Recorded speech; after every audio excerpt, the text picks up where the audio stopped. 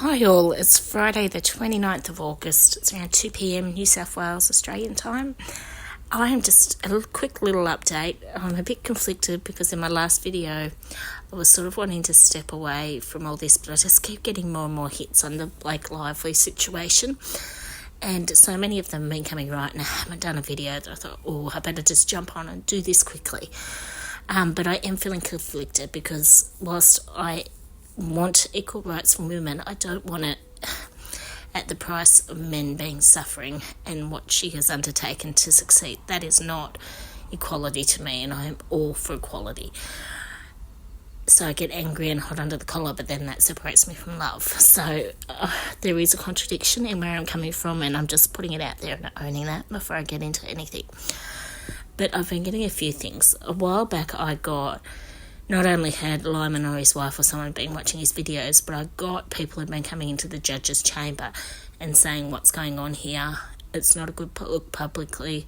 You're going to be bringing the judicial system into disrepute.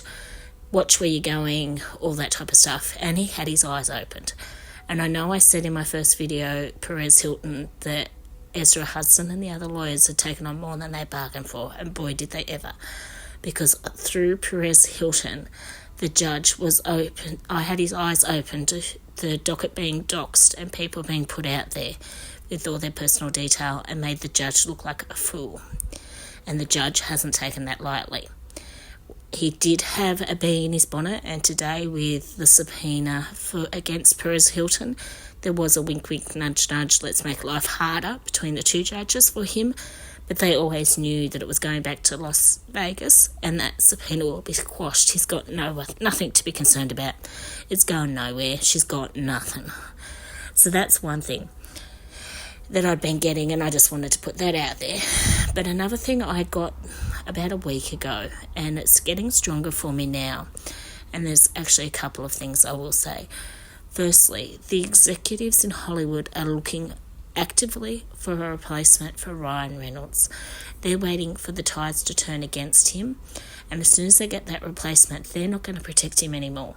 Once he goes, Blake Lively has the downfall. They'll still have the money, but they're not going to have the power or the clout. She's not going to get the movie roles. They're going to look like absolute fools. Now, have they found the replacement? Not yet.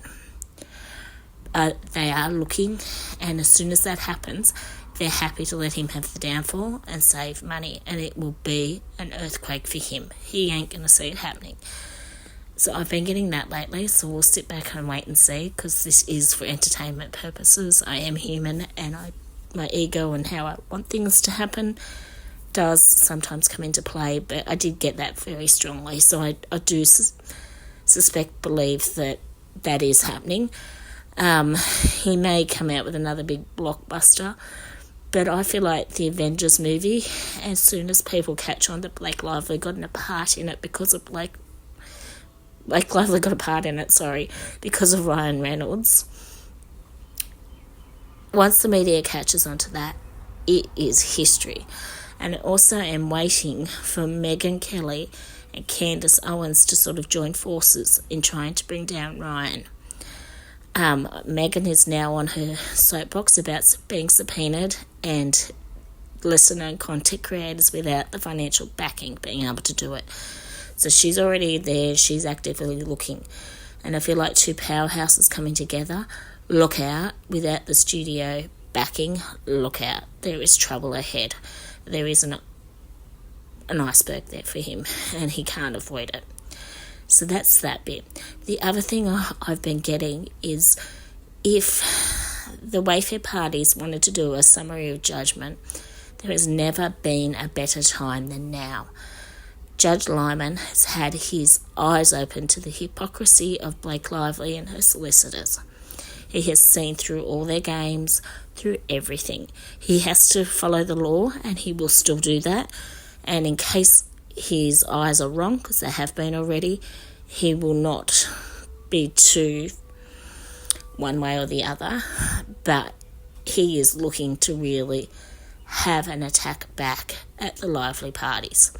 So if the Wayfair parties ever wanted to do a summary judgment, bring up the sham subpoena, which got all the information and everything that started this law case, there has never been a better opportunity for that party to do it now. Because Judge Lyman, he is so open to hearing it. He's already got a little bit of a taste of it, and he is willing to go further with it. So they're just the tidbits I've got as I've been watching things. If you've got any questions, please sing out.